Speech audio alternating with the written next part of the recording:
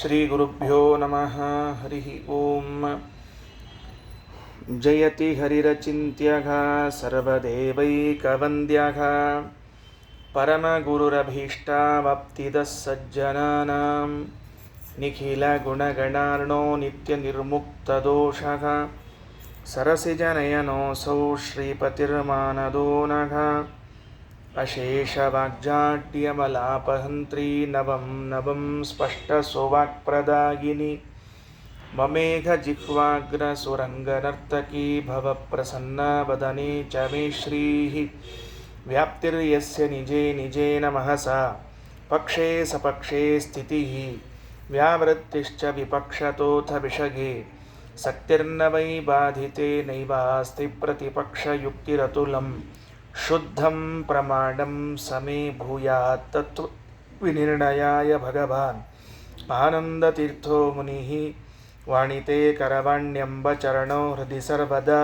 ಮದ್ವಾಕ್ಯ ಸರಣಿರ್ಭೂಯಾತ್ ಶ್ರೀಮದಾಚಾರ್ಯ ಭಾವಗ ನಮೋಸ್ತು ತಾತ್ವಿಕಾ ದೇವಾಘ ವಿಷ್ಣುಭಕ್ತಿಪರಾಯಣಾಘ ಧರ್ಮಮಾರ್ಗೇ ಪ್ರೇರಯಂತು ಭವಂತಃ ಸರ್ವ ಏವ ಹಿ ಯಸ್ಯ ವಾಕ್ ಕಾಮಧೇನುರ್ನಃ ಕಾಮಿತಾರ್ಥಾನ್ ಪ್ರಯಚ್ಛತಿ ಸೇವೇತಂ ಜಯ ಯೋಗೀಂದ್ರಂ ಕಾಮಬಾಣಚ್ಛಿದಂ ಸದಾ ಅಸ್ಮದ್ಗುರುಸಮಾರಂಭಾಂ ಟೀಕಾಕೃತ್ಪಾದಮಧ್ಯಗಾಂ ಶ್ರೀಮದಾಚಾರ್ಯಪರ್ಯಂತಾಂ ವಂದೇ ಗುರುಪರಂಪರಾಂ.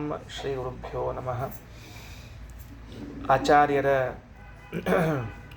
ಸ್ತೋತ್ರ ಸಾಹಿತ್ಯ, ಅದರಲ್ಲೂ ಕೂಡ ದ್ವಾದಶ ಸ್ತೋತ್ರ, ಅದು ಶ್ರವಣ ರಮಣೀಯ. ಕೇಳ್ತಾ ಇದ್ದರೆ ಮತ್ತೆ ಮತ್ತೆ ಕೇಳಬೇಕು ಅನ್ನುವಂತೆ ಇರುವ ಅಧ್ಯಾಯಗಳು.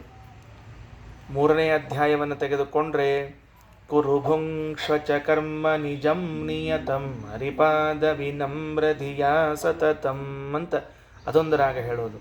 ನಾ ಆರನೇ ಅಧ್ಯಾಯ ತೆಗೆದುಕೊಂಡ್ರೆ ಮತ್ಸ್ಯಕರೂಪಲಯೋಧ ವಿಹಾರಿನ್ ವೇದ ವಿನೇತೃ ಚತುರ್ಮುಖ ವಂದ್ಯ, ಹೀಗೊಂದು ರಾಗ.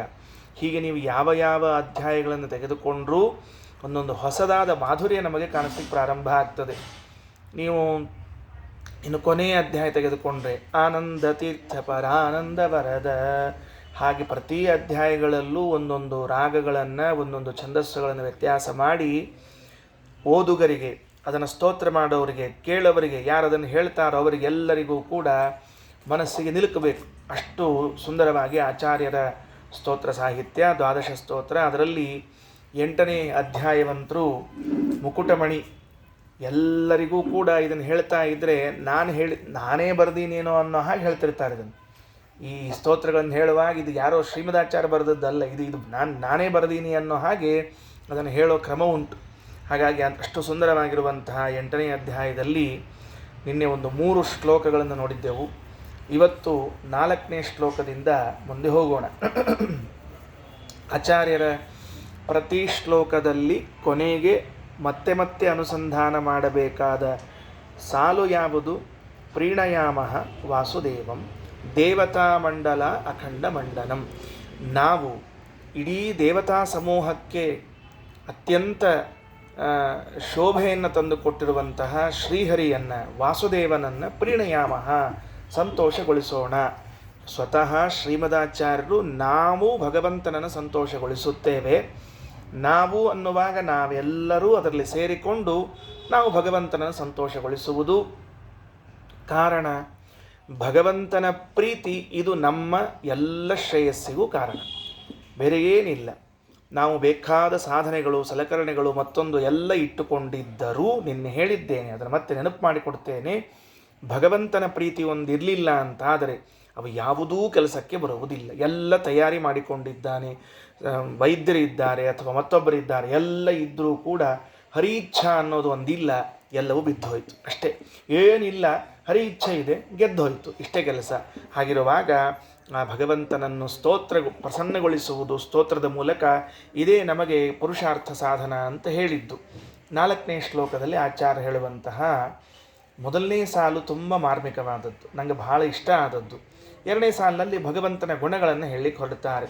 ವಿಪ್ರಮುಖ್ಯೈ ಸದಾ ವೇದವಾದೋನ್ಮುಖೈ ಸುಪ್ರತಾಪೈಕ್ಷಿತೀಶೇಶ್ವರೈಶ್ಚಾರ್ಚಿತಂ ಅಪ್ರತರ್ಕ್ಯೋರು ಸಂವೇದ್ಗುಣಂ ನಿರ್ಮಲಂ ಸಪ್ರಕಾಶಾಜರಾನಂದರೂಪಂ ಪರಂ ಪ್ರೀಣಯಾಮೋ ವಾಸುದೇವಂ ದೇವತಾಮಂಡಲಾಖಂಡಮಂಡಲಂ ಪ್ರೀಣಯಾಮೋ ವಾಸುದೇವಂ ವಿಪ್ರಮುಖ್ಯೈ ಸದಾ.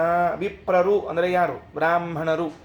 ಈ ಬ್ರಾಹ್ಮಣರೇ, ಅದು ಬ್ರಾಹ್ಮಣರ ಮುಖ್ಯರು. ಬ್ರಾಹ್ಮಣ ಮುಖ್ಯ ಅಂದರೆ ಬ್ರಾಹ್ಮಣ ಶ್ರೇಷ್ಠ. ಬ್ರಾಹ್ಮಣರು, ಶ್ರೇಷ್ಠ ಬ್ರಾಹ್ಮಣರು ಇವರೆಲ್ಲರೂ ಕೂಡ ಭಗವಂತನನ್ನು ಸದಾ ವೇದವಾದೋನ್ಮುಖೈ, ಯಾವಾಗಲೂ ವೇದವಾದಗಳು ಅಂದರೆ ವೇದಗಳ ಮೂಲಕವಾಗಿ, ಶಾಸ್ತ್ರಗಳ ಮೂಲಕವಾಗಿ ಚರ್ಚೆ ನಡೆಸಿ ಭಗವಂತನ ಅರ್ಚನೆಯನ್ನು ಮಾಡುತ್ತಾರೆ. ಎಷ್ಟು ಸುಂದರವಾದ ಮಾತು. ನಾವೆಲ್ಲ ಭಗವಂತನನ್ನು ಹೇಗೆ ಅರ್ಚಿಸಬಹುದು? ದಾಸರೊಂದು ಪದ್ಯದಲ್ಲಿ ಕೇಳಿದ್ರಲ್ಲ, ಹೇಗೆ ಅರ್ಚಿಸಲಿ ಮೆಚ್ಚಿಸಲಿ ನಿನ್ನ ಅಂತ ಕೇಳಿದ್ರಂತೆ. ಗೊತ್ತಿರಲಿಲ್ವ ಅವರಿಗೆ ಹೇಗೆ ಅರ್ಚಿಸ್ಬೇಕು ಕೆಲವರಿಗೆ ಪೂಜೆ ಕೂತ್ಮೇಲೆ ಗೊತ್ತಾಗ್ತದೆ ಹೆಂಗೆ ಪೂಜೆ ಮಾಡಬೇಕು ಅಂತ ತಿಳ್ಕೊಂಡು. ಅಲ್ಲಿವರೆಗೆ ಗೊತ್ತಾಗಿರೋದಿಲ್ಲ. ಕೆಲವರು ಕೂತ್ಮೇಲೆ ಕಟ್ಟಿ ಮೇಲೆ ಕೂತ್ಮೇಲೆ ಕೇಳ್ತಿರ್ತಾರೆ, ಗಂಟೆ ಎಡಗೈಲಿ ತಗೊಳ್ಳು ಬಲಗೈಲಿ ತಗೊಳ್ಳು ಅಂತ ತಿಳ್ಕೊಂಡು. ಇಷ್ಟು ಕ್ಷಣ ಇದ್ರೆ ಪೂಜೆ ಮಾಡ್ಲಿಕ್ಕೆ ಹೋಗಬಾರ್ದು ಅಂತ ಅರ್ಥ. ಅದಕ್ಕೆ ಎಲ್ಲೋ ಹೋಗಿ ಏನೋ ಮಾಡೋದಲ್ಲ. ಬ್ರಾಹ್ಮಣನಾಗಿರುವಂಥ ನಾವುಗಳೆಲ್ಲರೂ ಕೂಡ ಆ ಭಗವಂತನನ್ನು ಅರ್ಚಿಸುವುದು ಹೇಗೆ? ಹೀಗೆ. ಈಗೇನು ನಾವು ಮಾಡ್ತಾ ಇದ್ದೇವೆ? ಶಾಸ್ತ್ರದ ಶ್ರವಣ ಇದು ಭಗವತ್ ಪೂಜೆ. ಶಾಸ್ತ್ರದ ಶ್ರವಣ ಇದು ಭಗವತ್ ಪೂಜೆಗಳಿದು. ಜಗನ್ನಾಥದಾಸರು ಹರಿಕಥಾಮೃತಸಾರದಲ್ಲಿ ಒಂದು ಕಡೆಗೆ ಹೇಳುವಾಗ ಒಂದು ಮಾತಂತಾರೆ, ಶಾಸ್ತ್ರಾಲಾಪವೇ ತುಳಸಿ ಸುಮನೋವೃತ್ತಿಗಳೇ ಧೂಪದೀಪವು ಅಂತ ಕರೆದಿದ್ದಾರೆ. ಶಾಸ್ತ್ರ ಕೇಳುವುದು ಅಂದರೆ ಬೇರೆ ಏನಲ್ಲಯ್ಯ, ನೀವು ದೇವರಿಗೊಂದು ತುಳಸಿ ದಳ ಏರಿಸಿದಂತೆ. ಎಷ್ಟು ಸೊಗಸು ನೋಡ್ರಿ. ನಮಗೇನು ದೇವ್ರ ಪೂಜೆ ಮಾಡಲಿಕ್ಕೆ ಅವಕಾಶ ಇದೆಯಾ? ಯಾವತ್ತೂ ಗೊತ್ತಿಲ್ಲ. ನಮ್ಮಲ್ಲಿ ವ್ಯವಸ್ಥೆ ಇದೆ ಏನು ಅಂದರೆ, ಏಕಾದಶಿಗೊಂದು ಪೂಜೆ ನಮ್ಮ ಮನೆಯಲ್ಲಿ, ಇಲ್ಲ ಬಿಟ್ಟರೆ ಹುಣ್ಣಿಮೆಗೊಂದು ಪೂಜೆ, ಉಳಿದ ದಿವಸ ದೇವ್ರ ಉಪವಾಸ ಕೂತ್ಕೊಂಡಿರ್ಬೇಕು ನಮ್ಮ ಹೆಸರಲ್ಲೇ. ಅಷ್ಟು ಪ್ರೀತಿ ನಮ್ಮ ದೇವ್ರ ಮೇಲೆ. ಹಾಗಾಗಿ ನಿತ್ಯದಲ್ಲಿ ದೇವರ ಪೂಜೆಯನ್ನು ಮಾಡಬೇಕಾ? ತುಳಸಿ ಏರಿಸಬೇಕಾ? ಕೆಲವರಿಗೆ ಏರಿಸಬೇಕು ಅಂತ ಪ್ರೀತಿ ಆಗೋದಿಲ್ಲ, ಕೆಲವರಿಗೆ ಅಧಿಕಾರ ಇಲ್ಲ, ಕೆಲವರು ವಂಚಿತರು. ಹೀಗೆಲ್ಲ ಸಮಸ್ಯೆಗಳಿದ್ದಾಗ ಎಲ್ಲವನ್ನ ಪರಿಹಾರ ಮಾಡಿ ಜಗನ್ನಾಥದಾಸರಂತಾರೆ, ಶಾಸ್ತ್ರಾಲಾಪವೇ ತುಳಸಿ. ನೀವು ಸುಮ್ಮನೆ ಶಾಸ್ತ್ರವನ್ನು ಕೇಳು, ಈ ಶಾಸ್ತ್ರವನ್ನು ಕೇಳು, ದೇವರಿಗೊಂದು ತುಳಸಿ ಏರಿಸು, ಮುಗಿತಷ್ಟೇ. ಇದೇ ದೇವರಿಗೆ ತುಳಸಿ. ಅದನ್ನೇ ಹೇಳಿದ್ದು. ಭಗವಂತನ ಅರ್ಚನೆಯನ್ನು ಹೇಗೆ ಮಾಡಬೇಕು ಅಂತ ಕೇಳಿದ್ರೆ, ಬ್ರಾಹ್ಮಣರಾದವರು ನಾವು ಶಾಸ್ತ್ರಗಳ ಅಧ್ಯಯನ, ಶಾಸ್ತ್ರಗಳನ್ನು ಓದುವುದು, ಕೇಳುವುದು, ಬರೆಯುವುದು, ಮತ್ತೊಂದು ಪಾಠ ಹೇಳೋದು, ಶಿಷ್ಯರಿಗೆ ಒಳ್ಳೆ ರೀತಿಯಿಂದ ಹೇಳೋದು. ವಿಪ್ರಮುಖ್ಯೈ ಸದಾ ವೇದವಾದೋನ್ಮುಖೈ ಸುಪ್ರತಾಪೈಕ್ಷಿತೀಶೇಶ್ವರೈಶ್ಚಾರ್ಚಿತಂ. ಇವರು ಯಾರು? ಕ್ಷಿತೀಶರು. ಅಂದರೆ ರಾಜರುಗಳು. ಕ್ಷಿತಿ ಅಂದರೆ ಭೂಮಿ, ಅದಕ್ಕೆ ಈಶ ಅಂದರೆ ಒಡೆಯರು. ಭೂಮಿಗೆ ಒಡೆಯರಾಗಿರುವಂತಹ ರಾಜರು. ಅವರು ಹೇಗೆ ಭಗವಂತನ ಅರ್ಚನೆಯನ್ನು ಮಾಡಬೇಕು ಅಂದರೆ, ಸುಪ್ರತಾಪೈಹಿ, ಅವರ ಪ್ರತಾಪವನ್ನು ತೋರಿಸಿ, ಪೌರುಷವನ್ನು ತೋರಿಸಿ, ಶೂರತನವನ್ನು ತೋರಿಸಿ ಭಗವತ್ ಪೂಜೆಯನ್ನು ಮಾಡಬೇಕು. ಅವರಿಗೆ ಬೇರೆ ಪೂಜೆ ಅಲ್ಲ. ಅವರು ಪಾಠ ಓದ್ಕೋ, ನನಗೆ ಮತ್ತೆ ಪಾಠಕ್ಕೆ ಕೂತ್ಬಿಡ್ತೀನಿ, ಸಾಕು ಆರಾಮಿರ್ತೀನಿ ಅಂದರೆ ಅವ್ರು ಬರೋದೇ ಇಲ್ಲ. ಹಂಗಿರ್ಲಿಕ್ಕೆ ಬರೋದಿಲ್ಲ ಅವರು. ಅರ್ಜುನ, ನಾನು ಯುದ್ಧ ಮಾಡಂಗಿಲ್ಲ.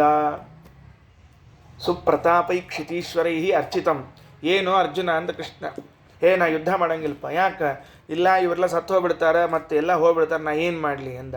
ನೀ ಕ್ಷತ್ರಿಯ ಯಾಕೆ ಹುಟ್ಟಿದ್ದೀನಿ ಕೇಳಿದ ದೇವರು. ಇವರೆಲ್ಲ ಹೋಗ್ತಾರೆ ಸಾಯ್ತಾರ ಅಂತ ನೀ ಕ್ಷತ್ರಿಯನಾಗಿ ಯಾಕೆ ಹುಟ್ಟಬೇಕಾಗಿತ್ತು?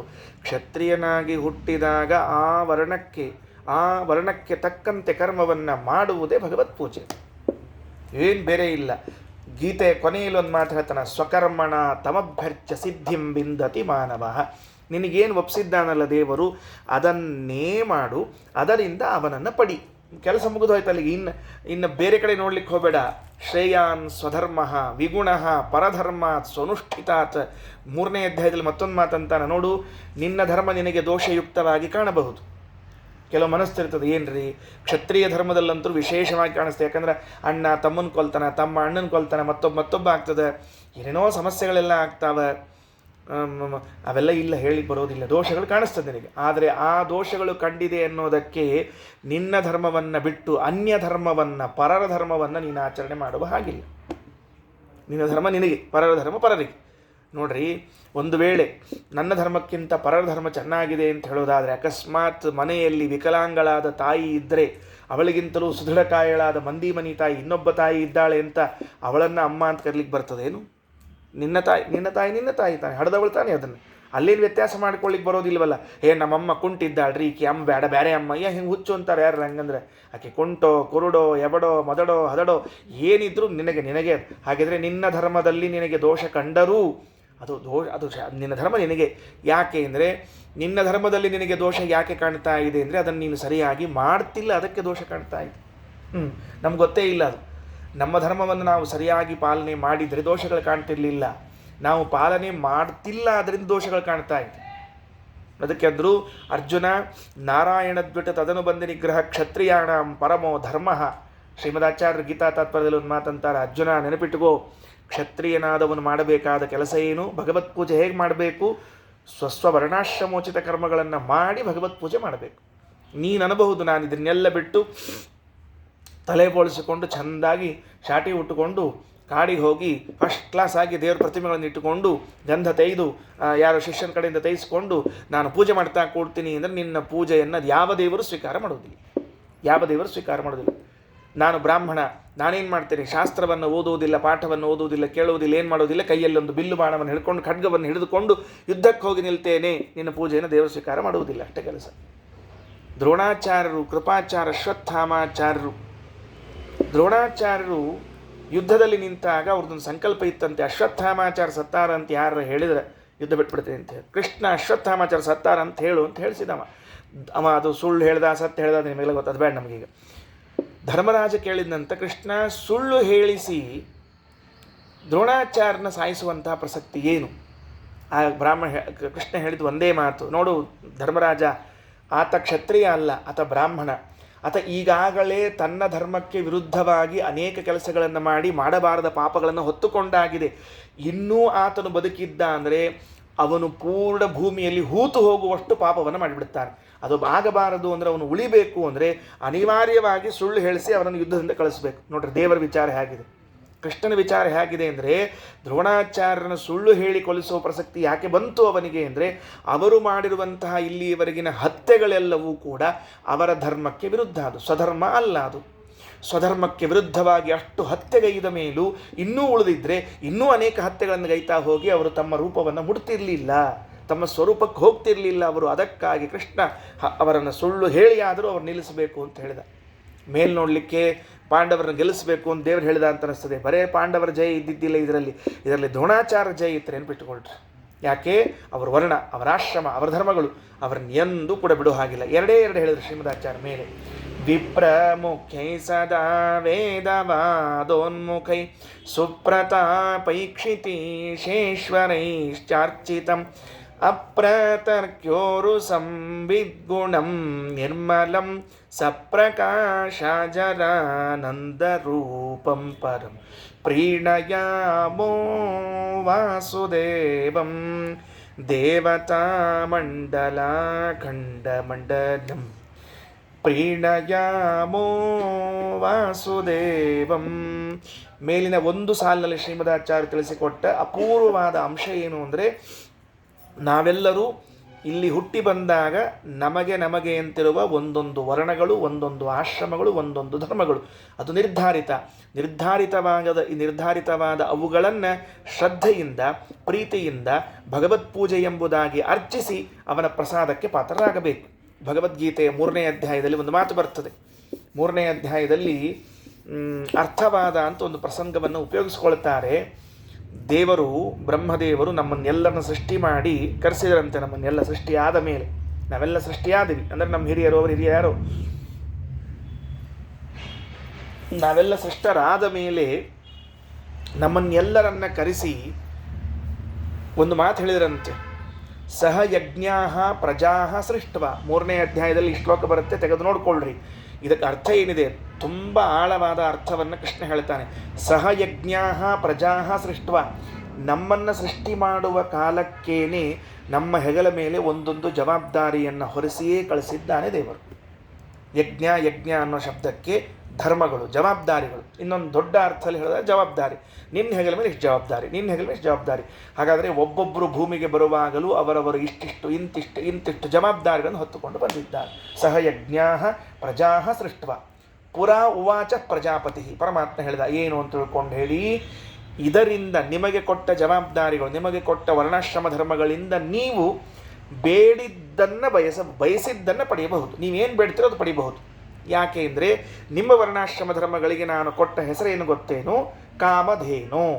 ಕಾಮಧೇನು ಅರ್ಥಾತ್ ನಮ್ಮ ವರ್ಣಾಶ್ರಮ ಧರ್ಮಗಳು ನಮಗೆ ಕಾಮಧೇನುಗಳಾಗಿವೆ. ನೀವು ಏನು ಕೇಳ್ತೀರೋ ಅದು. ಅಸ್ಯವೋ ಸ್ಪೃಷ್ಟ ಕಾಮಧುಕ. ಈಗ ಉದಾಹರಣೆಗೆ ನಾವೆಲ್ಲ ಸಂಧ್ಯಾವಂದನೆ ಏನು ಮಾಡ್ತೇವೆ. ಈ ಸಂಧ್ಯಾವಂದನೆಯನ್ನು ಮಾಡೋದು ಅಂದರೆ ಏನು ತಿಳ್ಕೊಂಡಿದ್ದೇವೆ ನಾವು ಅಂದರೆ, ಏನೋ ಪ್ರಾರಬ್ಧ, ನಮ್ಮಪ್ಪ ಮುಂಜವಿ ಮಾಡಿಬಿಟ್ಟಾನ, ಆ ಮುಂಜವಿ ಖರ್ಚಿಂದರ ಹೊಂಟಿಸ್ಬೇಕಲ್ಲ ಅಂತ ಸಂಧ್ಯಾವನೆ ಮಾಡ್ತಿರ್ತೀವಿ ಅಂತ ಕೆಲವರು ಹೇಳ್ತಿರ್ತಾರೆ. ಕೆಲವು ಕೇಳ್ತಿರ್ಬೇಕು, ಸಂಧ್ಯಾವನೆ ಯಾಕೆ ಮಾಡಿದ್ರಿ? ನಮ್ಮಪ್ಪ ಮಾಡಿದ ತಪ್ಪಿಗೆ ಇನ್ನೂ ಮಾಡ್ಕೋತ್ಕೋತೀನಿ ನೋಡ್ರಿ ಆಚಾರ್ಯ. ನಿಮ್ಮಪ್ಪ ಏನು ತಪ್ಪು ಮಾಡಿದೆ? ಮುಂಜವಿ ಮಾಡಿದ ತಪ್ಪು ಇನ್ನೂ ಸಂಧ್ಯಾನ ಮಾಡ್ಕೋತ್ಕೋತೀನಿ ಅಂತ ಕೆಲವರು. ಆ ಮುಂಜವಿ ಮಾಡಿದಾಗ ಏನು ಖರ್ಚು ಹೊಂಟಿತ್ತಲ್ಲ ಆಚಾರ, ಅದು ತೀರ್ಲಿ ಅಂತ ಸಂಧ್ಯಾನ ಮಾಡ್ತೀನಿ ಅಂತ ಇನ್ನು ಕೆಲವರು. ಅದರ ಮತ್ತೆ ನಾದ್ಯ ನ ದ್ವಿತೀಯ ವಿಕಲ್ಪಗಳು ಬೇರೆ ಮತ್ತೆ ಇವ್ರದೆಲ್ಲ. ಸರ್ವಾತ್ಮನ ಹಾಗೆ ಹೇಳಬಾರ್ದು. ನಾವು ಮಾಡುವ ಸಂಧ್ಯಾವಂದನೆ ನಮಗೆ ಕಾಮಧೇನು. ನಾವು ಮಾಡುವ ದೇವರ ಪೂಜೆ ನಮಗೆ ಕಾಮಧೇನು. ಕಾಮಧೇನು ಅಂದ್ರೇನು? ಸುಮನಸ ಧೇನು ಮನೆಯೊಳಗಿರಲು. ಕಾಮಧೇನು ಮನೆಯಾಗಿದ್ದಾಗ ಏನಾಗ್ತಾ ಹೇಳಿ ನೋಡಂತ. ಯಾರ ಸಗಣಿ ಕೇಳ್ತಾರನ? ಗೋಮಯವ ಬಯಸು ಬಂದದಲ್ಲಿ.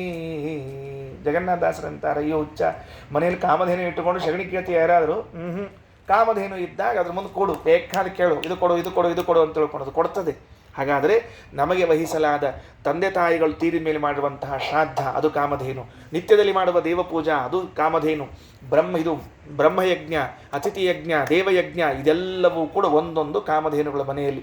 ಎಷ್ಟು ಕಾಮಧೇನು ಕಟ್ಟಿ ಹಾಕಿಯಪ್ಪ, ಎಷ್ಟು ಆಕಳುಗಳನ್ನು ಮನೆಯಲ್ಲಿ ಕಟ್ಟಿದ್ದೀಯೋ, ಬೇಕಾದ ಹಾಲು ಹಿಡ್ತಾವ. ನಾವು ಅವುಗಳನ್ನು ಪರಿಪಾಲನೆ ಮಾಡದೆ, ಕಾಮಧೇನುಗಳನ್ನು ಮನೆಯಲ್ಲಿ ಇದ್ದದ್ದನ್ನು ಹುಲ್ಲು ಹಾಕದೆ, ಮೇಯಿಸದೆ, ಅವುಗಳನ್ನು ಬರುಡು ಮಾಡಿ ಹಿಂಡ್ಲಿಕ್ಕಾಗದೇ ಇದ್ದಂತೆ ನೋಡಿಕೊಂಡ್ರೆ ಯಾರ ದೋಷ?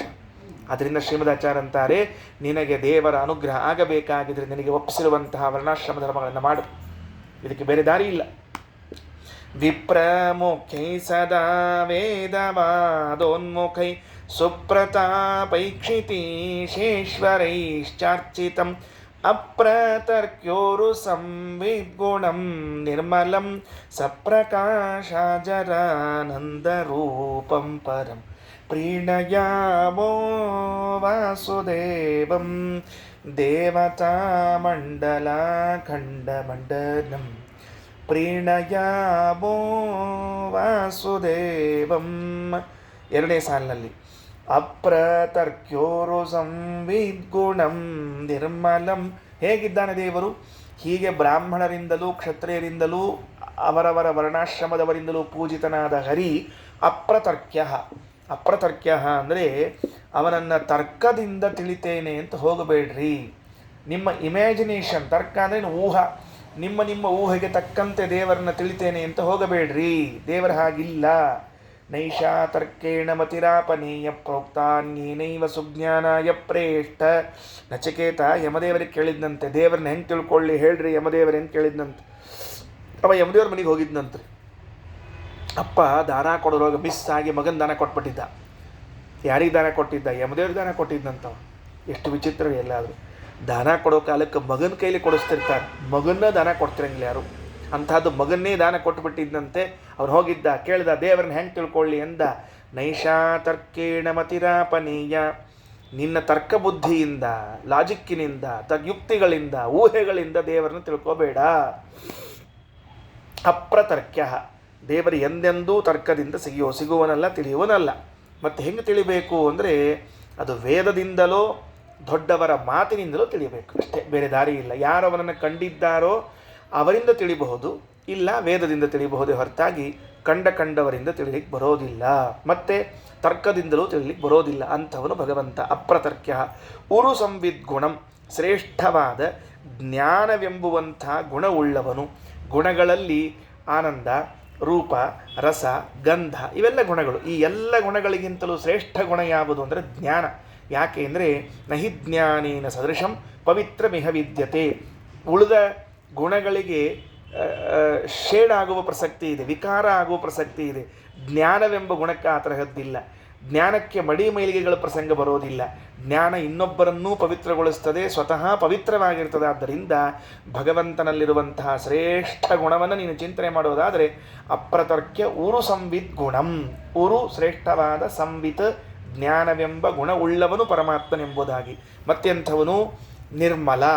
ದೋಷರಹಿತ. ಮಲ ಅನ್ನೋ ಶಬ್ದಕ್ಕೆ ದೋಷ, ನಿರ್ಮಲ ಅಂದರೆ ದೋಷರಹಿತನಾದ ಪರಮಾತ್ಮನೆಂಬುದಾಗಿ ಚಿಂತನೆ ಮಾಡು. ಸಪ್ರಕಾಶ ಅಜರ ಆನಂದ ರೂಪಂ. ಸಪ್ರಕಾಶ, ಸಪ್ರಕಾಶ ಅಂದರೆ ದೇವರ ದೇಹದಿಂದ ಬೆಳಕು ಹೊರ ಬರ್ತದಂತೆ. ದೇವರ ದೇಹದಿಂದ ಪ್ರಕಾಶ ಫಳಫಳ ಫಳಫಳ ಅಂತ ಹೊಳಿತಿರ್ತಾನಂತೆ. ಹಾಗೆ ವಜ್ರ, ಹಾಗೆ ಸೂರ್ಯ, ಹಾಗೆ ಮುತ್ತುರತ್ನಗಳು ಹೇಗೆ ಹೊಳಿತಾವೋ ಹಾಗೆ ಭಗವಂತನ ದೇಹ ಫಳಫಳ ಅಂತ ಹೊಳಿತಾ ಇರ್ತದಂತೆ. ನಮ್ಮ ದೇವರ ಅಂಥವನಿದ್ದಾನೆ. ನಮ್ಮ ದೇಹ ಹೊಳೆಯೋದು ಇಲ್ಲ, ನಮ್ಮ ದೇಹ ಬೆಳೆಯೋದು ಇಲ್ಲ. ನಮ್ಮ ದೇಹ ಅಷ್ಟೇ ಕತ್ಲೆಗೆ ಕೂತಿರ್ಬೇಕು, ಅಷ್ಟೇ ಕೆಲಸ. ನಾವು ಕತ್ತಲಲ್ಲಿ ನಡೆಯುವಾಗ ದೀಪ ಹಿಡಿದು ನಡಿಬೇಕು, ಯಾಕಂದರೆ ಕಾಣಿಸ್ಬೇಕು ಅಂತ. ಆದರೆ ವಜ್ರ, ಮುತ್ತು, ರತ್ನಗಳು ಅವು ಯಾವ ಸುಪ್ರಕಾಶಮಾನವಾದ ವಸ್ತುಗಳವು ಅವನ್ನ ಹಿಡ್ಕೊಂಡು ಮತ್ತೊಂದು ಬಾಜುಕ್ಕೆ ಮೇಣಬತ್ತಿ ಹಿಡ್ಕೊಂಡು ಹೋಗೋ ಸ್ಟೇಜ್ ಇರೋದಿಲ್ಲ. ಹಾಗೆ ನಮ್ಮ ದೇವರು ಯಾವಾಗಲೂ ಪ್ರಕಾಶಮಾನನಾಗಿರುವಂಥವನು. ಅದಕ್ಕೆ ಹೇಳಿದರು ಸಪ್ರಕಾಶ ಅಜರ. ಅಜರ ಅಂದರೆ ವೃದ್ಧಾಪ್ಯರಹಿತ. ಎಂದು ದೇವರಿಗೆ ವಯಸ್ಸಾಗೋದಿಲ್ಲ. ಅವನಿಗೆ ಇಲ್ಲಿ ತನಕ ಸೀನಿಯರ್ ಸಿಟಿಜನ್ ಕಾರ್ಡ್ ಕೊಟ್ಟಿಲ್ಲ ನೋಡ್ರಿ ದೇವರಿಗೆ. ಪಾಪ ಯಾರೂ ಕೊಡಲಿಲ್ಲ ಅವನಿಗೆ. ನಿಮಗೂ ವಯಸ್ಸಾತು, ಇನ್ನು ಸೀನಿಯರ್ ಸಿಟಿಜನ್ ಕೊಡ್ತೀವಿ ಕಾರ್ಡು ಅಂತ ಹಿಂಗೆ ಅನ್ನಲಿಲ್ಲ. ಆಮೇಲೆ ಆನಂದ ರೂಪಂ, ಆನಂದ ರೂಪನಾಗಿದ್ದಾನೆ. ಪರಂ, ಸರ್ವೋತ್ತಮನಾಗಿರುವಂಥವನು ಪರಮಾತ್ಮ ಅಂತ. ಹೀಗೆ ವಿಪ್ರಮುಖೈ ಸದಾ ವೇದವಾದೋನ್ಮುಖೈ ಸುಪ್ರತಾಪೈಕ್ಷಿತೀಶೇಶ್ವರೈಶ್ಚಾರ್ಚಿತಂ ಅಪ್ರತರ್ಕ್ಯೋರು ಸಂವೇದ್ಗುಣಂ ನಿರ್ಮಲಂ ಸಪ್ರಕಾಶಾಜರಾನಂದರೂಪಂ ಪರಂ ಪ್ರೀಣಯಾಮೋ ವಾಸುದೇವಂ ದೇವತಾಮಂಡಲಾಖಂಡಮಂಡಲಂ ಪ್ರೀಣಯಾಮೋ ವಾಸುದೇವಂ. ಇಂಥ ಭಗವಂತನನ್ನು ಒಲಿಸುವೆವು, ಅವನನ್ನು ಪ್ರೀತಿಗೊಳಿಸುವು, ಸಂತೋಷಗೊಳಿಸುವು ಅಂತ ತಿಳಿದುಕೊಂಡು ಕೊನೆಯ ಮಾತು. ಇನ್ನು ಮುಂದೆ 5ನೇ ಶ್ಲೋಕದಲ್ಲಿ ಹೇಳುವಾಗ 4 ಅಂಶಗಳನ್ನು ಸ್ತೋತ್ರ ಮಾಡ್ತಾರೆ ಶ್ರೀಮದಾಚಾರ್ಯ. ಆ ಭಗವಂತನಲ್ಲಿರುವಂಥ 4 ಅಂಶಗಳು, ಒಂದೊಂದು ಸಾಲಿಗೆ ಒಂದೊಂದು ಅಂಶ. ಅತ್ಯಯೋ ಯಸ್ಯ ಕೇನಾಪಿ ನ ಕ್ವಾಪಿ ಪ್ರತ್ಯಯೋ ಯದ್ಗುಣೇಶೂತ್ತಮಾನಂ ಪರಃ ಸತ್ಯ ಸಂಕಲ್ಪಗೆ ಕೋವರೇಣ್ಯೋ ವಶಿ ಮತ್ಯನೋ ನೈಸದಾ ವೇದವಾದೋದಿತಃ ಪ್ರೀಣಯಾಮೋ ವಾಸುದೇವಂ ದೇವತಾಮಂಡಲಾಖಂಡಮಂಡಲಂ ಪ್ರೀಣಯಾಮೋ ವಾಸುದೇವಂ. ಅತ್ಯಯಃ, ಅತ್ಯಯಃ ಅಂದರೆ ನಾಶ ಅಂತ ಅರ್ಥ. ಯಸ್ಯ ಕೇನಾಪಿ ನ ಕ್ವಾಪಿ, ಯಾವ ಭಗವಂತನಿಗೆ ಯಾರಿಂದಲೂ ಎಂದೂ ನಾಶವಿಲ್ಲವೋ ಅವನು ಭಗವಂತ. ದೇವರು ಎಂಥವನು ಅಂದರೆ ಅವನನ್ನು ಯಾರ್ಯಾರು ನಾಶ ಮಾಡಲಾರು, ಯಾರ್ಯಾರು ನಾಶ ಮಾಡಲಾರು, ಎಲ್ಲೆಲ್ಲಿಯೂ ಮಾಡಲಾರು. 2 ವಿಷಯ. ಮತ್ತೆ ದೇವರನ್ನು ಯಾರೂ ಮಾಡಲಾರರು ಅಂತ ಅನ್ನೋದಷ್ಟೇ ಅಲ್ಲ, ಯಾವ ದೇಶ ಯಾವ ಕಾಲಗಳಲ್ಲೂ ಇಲ್ಲ, ನಾಶ ಮಾಡಲಿಕ್ಕೆ ಆಗೋದಿಲ್ಲ. ಅಂಥ ಅವಿನಾಶಿಯಾದ ವಸ್ತು ಅಂತ ಕೇಳಿದರೆ ನಮ್ಮ ಪರಮಾತ್ಮ. ನೋಡ್ರಿ, ಯಾಕೆ ಹೇಳಬೇಕಾಯಿತು ಈ ಮಾತು ಅಂದರೆ, ಸುಮ್ಮನೆ ಒಂದು ದೃಷ್ಟಾಂತ ಕೊಟ್ಟಿರ್ತೇನೆ. ಎಲ್ಲೋ ಒಂದು ಮನೆ ಈಗೋ ಆಗೋ ಬೀಳುವಂಥ ಒಂದು ಮನೆ ಇದೆ ಅಂತ ಇಟ್ಕೊಳ್ರಿ. ಅಂಥ ಮನೆಯಲ್ಲಿ ಅಕಸ್ಮಾತ್ ಯಾರಾದರೂ ಹೋದರೆ, ಮನೆ ಬಿದ್ದರೆ ಒಳಗಿದ್ದವ್ರು ಉಳಿಲಿಕ್ಕೆ ಚಾನ್ಸ್ ಇದೆಯಾ? ಚಾನ್ಸೇ ಇಲ್ಲ, ನೋ ಚಾನ್ಸ್. ಒಳಗಿದ್ದವ್ರು ನಿಶ್ಚಿತ ಏನಾಗ್ತಾರೆ ಅಂದರೆ ಕೃಷ್ಣಾರ್ಪಣೆ ಆಗಿಬಿಡ್ತಾರೆ. ಹಾಗಿದ್ರೆ ಇಷ್ಟು ದೊಡ್ಡದಾದ ಬ್ರಹ್ಮಾಂಡ, ಇಷ್ಟೆಲ್ಲ ಪದಾರ್ಥಗಳು, ಅವುಗಳಲ್ಲಿ ಸೇರಿರುವ ಪರಮಾತ್ಮ, ಅವುಗಳು ನಾಶವಾದಾಗ ನಾಶವಾದರೆ ಅತ್ಯಯೋ ಯಸ್ಯ ಕೇನಾಪಿ ನ ಕ್ವಾಪಿ, ಎಲ್ಲೆಲ್ಲೂ ಕೂಡ ಯಾರೂ ಭಗವಂತನನ್ನು ನಾಶ ಮಾಡಲಾರು, ಅವಿನಾಶಿಯಾಗಿರುವಂಥವನು ಅಂತ. ಗೀತೆ ಪ್ರಾರಂಭ ಆಯಿತು. ಅರ್ಜುನ ಅಂದ, ನನಗೆ ಮನಸ್ಸು ಬರವಲ್ತಾಗ್ಯದ ಯುದ್ಧ ಮಾಡಲಿಕ್ಕೆ, ನೀವು ಒಂಚೂರು ಏನರ ಉಪದೇಶ ಮಾಡು. ನೀನು ಉಪದೇಶ ಮಾಡಿ, ಅದೇನೋ ಅಂತಾರಲ್ಲ ಮೋಟಿವೇಶ್ನಲ್, ನೀನು ಸ್ವಲ್ಪ ನಮಗೆ ಮೋಟಿವೇಟ್ ಮಾಡು, ಆವಾಗ ನಾನೇನು ಮಾಡ್ತೀನಿ ಅಂದರೆ ಬೇಕಾದರೆ ಯುದ್ಧ ಮಾಡ್ತೀನಿ ಅಂತ ತಿಳ್ಕೊಂಡು. ಯಾವ ವ್ಯಕ್ತಿ ಇನ್ನೊಬ್ಬರು ಮೋಟಿವೇಟ್ ಮಾಡಿದಾಗ ಮಾತ್ರ ಕೆಲಸ ಮಾಡ್ತಾ ನೋಡ್ರಿ, ಅವ್ನು ದಿವಸ ಹಿಂದೊಬ್ರು ಕಸಬರಿ ಹಿಡ್ಕೊಂಡು ಬೆನ್ನು ಹತ್ಬೇಕಾಗ್ತಿರ್ತಾವಂಗೆ, ಅಥವಾ ಹಿಂದೊಬ್ರು ಕೋಲ್ ಹಿಡ್ಕೊಂಡು ಬೆನ್ನು ಹತ್ಬೇಕಾಗ್ತಿರ್ತಾವನ್ನ. ನೀ ಮಾಡ್ತೀಯೋ ಬೀಳೋ ಏಟು, ಮಾಡ್ತೀಯೋ ಬೀಳುತ್ತೆ. ಸ್ವಯಂ ಬುದ್ಧಿಯಿಂದ ಮಾಡಿದ್ರೆ ಸರಿ. ಯಾರಾದರೂ ಮೋಟಿವೇಟ್ ಮಾಡ್ತಾನೆ ಇರ್ಬೇಕಂತ ಕೂತಿ ಅಪ್ಪಿ ಹೇಳ್ತೀನೋ ಅಂದ್ಕೊಳ್ಳೆ ಹೇಳ್ತಾನಂತವ, ಇಲ್ಲೇ ಹೇಳೋದೇ ಇಲ್ಲ. ಹಂಗೆ ಅರ್ಜುನ ಅಂದಾನ, ಯುದ್ಧ ಮಾಡ್ಬೇಕಾದ್ರೆ ನೀನು ಸ್ವಲ್ಪ ಮೋಟಿವೇಟ್ ಮಾಡ್ಬೇಕಾಗ್ತದೆ ಅಂದ. ಸರಿ, ಮೋಟಿವೇಟ್ ಮಾಡ್ತೀನಿ. ಏನು, ಯಾಕೆ, ಯಾರು ಸಾಯ್ಲಿಕತ್ತಾರ ಅಂತ ಅಳ್ಳಿಗತ್ತಿ ಅಂತ ಕೇಳಿದ ಕೃಷ್ಣ. ದೇಹ ಸಾಯ್ತದ ಅಂತ ಹೇಳ್ತೀಯೋ ಆತ್ಮ ಸಾಯ್ತದ ಅಂತ ಹೇಳ್ತೀಯೋ ಅಂದ. ನೋಡ್ರಿ, ಪ್ರಶ್ನೆ ಶುರುವಾಗಿ ಡೈರೆಕ್ಟ್ ಒಂದು ಕೃಷ್ಣಂದು. ಏನು, ಎದುರಿಗಿದ್ದ ಭೀಷ್ಮಾದಿಗಳ ದೇಹ ಸಾಯ್ತದ ಅಥವಾ ಆತ್ಮ ಸಾಯ್ತದ ಹೇಳು. ದೇಹ ಕನ್ಫರ್ಮ್ ಸಾಯೋದೆ, ಅದಕ್ಕೆ ನೀನು ಮಾಡ್ಲಿಕ್ಕೆ ಬರೋಂಗಿಲ್ಲ. ಅದೇ ಉಳಿಸ್ಕೊಳಿಕ್ಕೆ ಬರೋದಿಲ್ಲ. ಇದನ್ನು ದೇಹ ಹೋಗೋದೇ, ಅದು ಫಿಕ್ಸು. ಆತ್ಮ ಸಾಯುವುದಿಲ್ಲ. ಯಾಕೆಂದರೆ ನಿತ್ಯ, ಆತ್ಮ ನಿತ್ಯ, ಅದು ಸಾಯುವುದಿಲ್ಲ. ಕೃಷ್ಣ ಹಿಂಗೆ ಹೇಳಿದ್ಮೇಲೆ ಅರ್ಜುನಿಗೊಂದು ಪ್ರಶ್ನೆ, ಆತ್ಮ ನಿತ್ಯ ಅಂತ ಹೇಳ್ತೀಯಲ್ಲ, ಯಾರಂತೆ ನಿತ್ಯ ಅಂತ ತಿಳ್ಕೊಳ್ಳಿ ನಾನು. ಈಗ ಆ ದೇಹವು ನಾಶವಾಗುತ್ತದೆ ಹೇಗೆ ಅಂದರೆ ಗಡಿಗೆಯಂತೆ, ಬಟ್ಟೆಯಂತೆ, ಮತ್ತೊಂದರಂತೆ. ಯಾವುದೊಂದು ದೃಷ್ಟಾಂತ ತೋರಿಸ್ಬೋದು ನೀವು. ಆತ್ಮ ಸಾಯುವುದಿಲ್ಲ ಯಾರಂತೆ ಅಂತ ಕೇಳಿದ್ರೆ ನನ್ನಂತೆ ಅಂತ ದೃಷ್ಟಾಂತ ಕೊಡ್ತಾನೆ ಕೃಷ್ಣ ಭಗವದ್ಗೀತೆಯಲ್ಲಿ ಹೇಳುವ. ಯಾರಂತೆ ಸಾಯುವುದಿಲ್ಲ ಆತ್ಮ ಅಂದರೆ ನನ್ನಂತೆ, ನನಗೆ ಹೇಗೆ ನಾಶವಿಲ್ಲವೋ ಹಾಗೆ ಆತ್ಮನಿಗೂ ನಾಶವಿಲ್ಲ ಅಂತ ತೋರಿಸಿಕೊಟ್ಟಿದ್ದಾನೆ.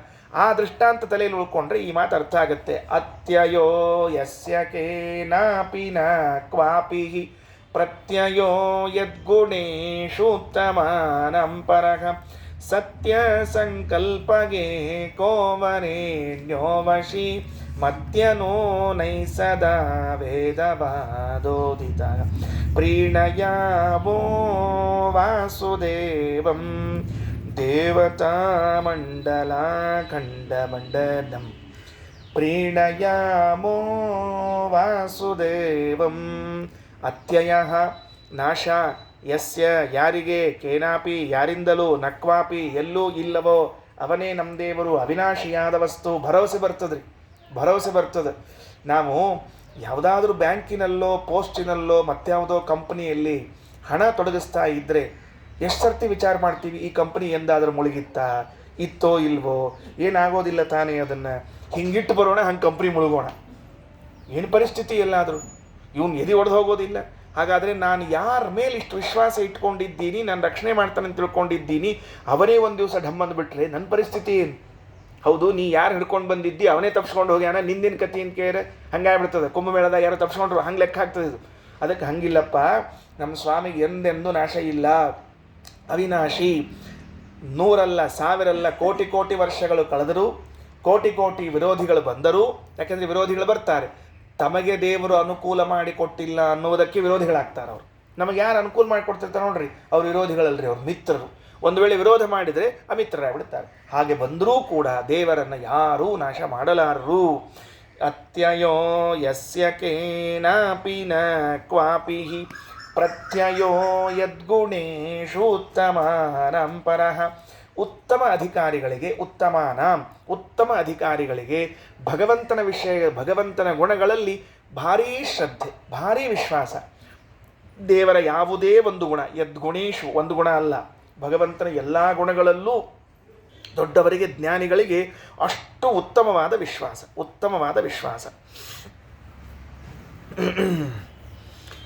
ಇನ್ನೂ ಒಂದು ಅರ್ಥ ಇದೆ. ಅತ್ಯಯ ಅನ್ನೋ ಶಬ್ದಕ್ಕೆ ಅತಿಕ್ರಮ ಅಂತೂ ಒಂದು ಅರ್ಥ ಇದೆ. ಅತ್ಯಯ ಅನ್ನೋದಕ್ಕೆ ದೇವರನ್ನು ಯಾರೂ ಮೀರಲಾರರು ಅಂತೂ ಒಂದು ಅರ್ಥ ಇದೆ.